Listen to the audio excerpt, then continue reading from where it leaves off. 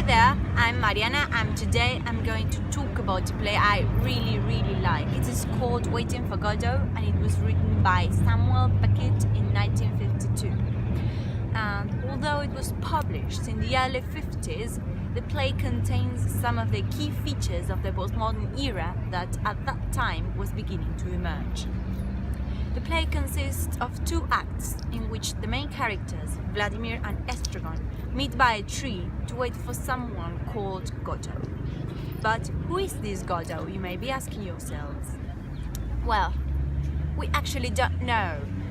As I have read somewhere, it is a play that prompts many questions and answers none. But anyway, we learn from one of their conversations that when Godot comes, they are going to be saved.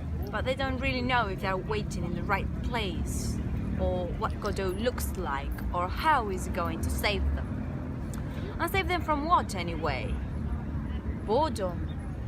Misery? Hell? As I have said, the play is full of uncertainties. While they wait, they discuss various topics to pass the time. For example, they talk about religion, they talk about happiness, they talk about nightmares, they talk about suicide. At some point, a new character arrives. He is a young boy who is said to be a messenger from Godot. He says that Godot is not going to come today, but he will probably come tomorrow. So Vladimir and Estragon decide to leave, but they remain exactly in the same place. And this is the end of the first act. So far, not much has happened, right? Well, the second act is very similar, so everything gets repeated all over again. Apparently nonsensical dialogues, Estragon falling asleep, the arrival of Godot's messenger, and the main characters decide to depart again, and they still don't move. As you can see, the plot of the play is circular. The characters seem to be trapped in routine, doomed to perennially wait for this Godot who, spoiler alert, never arrives. Anyway, an example of this circularity can be the beginning of the second act, in which Vladimir sings a song that goes like this. A dog came in the kitchen and stole a crust of bread, then cooked up with a ladle and beat him till he was dead. Then all the dogs came running and dug the dog a tomb and wrote upon the tombstone, for the eyes of dogs to come. A dog came in the kitchen and stole a crust of bread, then cooked up with a ladle and beat him till he was dead. So this song can go on and on and on, endlessly. The song can be an example of metafiction and mise en abîme, because it reproduces the repetitive nature of the main plot. Moreover, the dog in the song is probably representing Estragon, because both are beaten, both are hungry, both go through lots of physical pain. The beating cook may represent the harshness of their reality, and the dogs that dig the grave are probably Vladimir, Estragon's companion.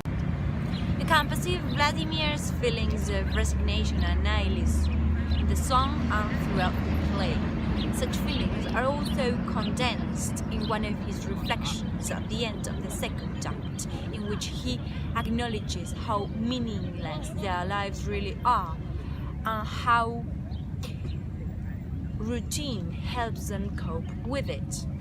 He says, "The air is full of our cries, but habit is a great deadener." He has this anagnorisis moment, and then he completely forgets what he was talking about. Ironic, right? Concerning the main themes of the play, we should mention suffering. Mental suffering, physical suffering, restlessness, and death as the only way to put an end to their misery. Which takes me to the next thing, that is the purposelessness of life. Their lives seem to be devoid of any meaning or motivation. And this void comes to be filled by the figure of Godot, which is empty. The next theme is paralysis and passivity. The main characters seem to be stuck in an eternal present continuous from which they can't escape. In spite of the passing of time, everything remains the same. And the last theme I should mention is the unreliability of memory. The characters are talking and they forget what they're talking about. They don't seem to remember much about the past or have any hopes or aspirations for the future. Another comment I would like to make is connected to the reciprocal relationship between the main characters. I absolutely love the way they complement each other to the point that they are interdependent. Vladimir is clearly the mind, or at least the most logical of them, and Estragon is always concerned with physical pain, with sleeping, with his feet, he's always hungry. They are so different and still they are great together.